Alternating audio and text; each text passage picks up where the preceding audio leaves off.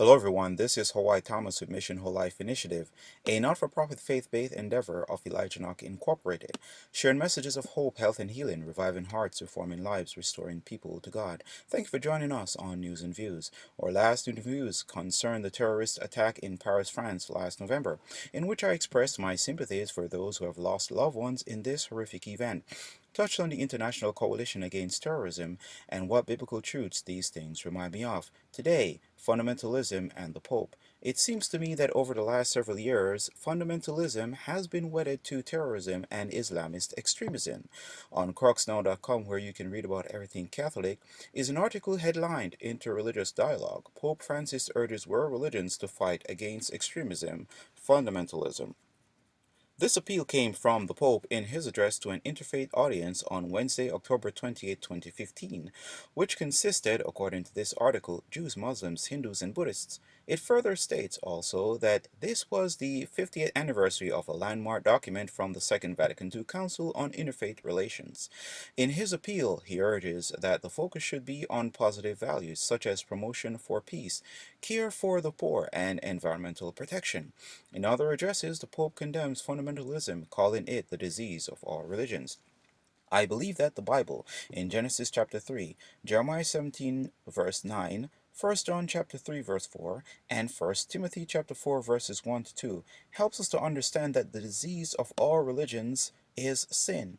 Acts that deviate from the will, ways, and words of God, acts flowing from a heart that is deceitful above all things and desperately wicked, of which are people seduced by unclean spirits, followers of demonic teachings, not fundamentalism.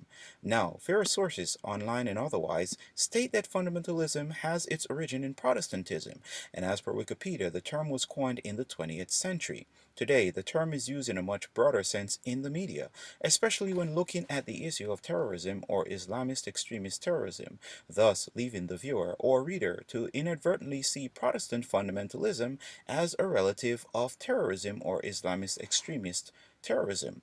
Ironically enough, the acts of terrorism presented in the media, whether it's ISIS in Paris, France, in London, or 9/11, which links back to the Muslim religion, reflects the principles and personality of the Jesuitical order.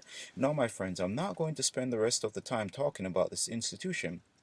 However, I do want to say that the Jesuitical order, which is of the Roman Catholic organization, was found by Ignatius Loyola to combat Protestantism, which is anti-Roman Catholic in matters of faith and lifestyle. This the Jesuits have pledged to do at any cost, even if it means assuming the persona of a good Samaritan. Now, that's something to think about, isn't it? Also, let's not forget that Pope Francis, the head of the Roman Catholic faith, is a Jesuit. So now, could it be that the appeal from the Pope Francis to world religions to root out extremism and fundamentalism within their own ranks is a master strategy to further annihilate the remnant of Protestantism worldwide, which is the greatest opponent against the papacy Catholicizing the world, at which point it would become a super global religious political power? Could it also be that the International Coalition Against Terrorism is a vehicle that will be used to accomplish such aims?